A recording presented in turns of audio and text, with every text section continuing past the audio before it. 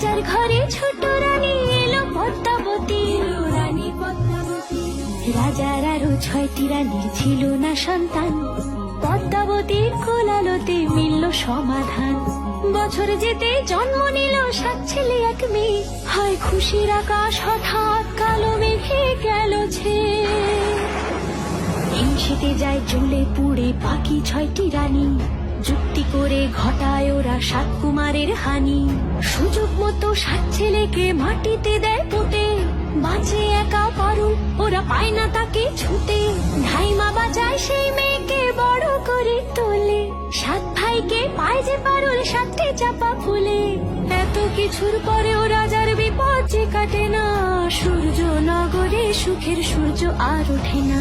হিংসা বিবাদ বিচ্ছেদ আর প্রেমের কাহিনীতে পারুল বোন কি পারবে 7 ভাই চম্পাকে জাগাতে।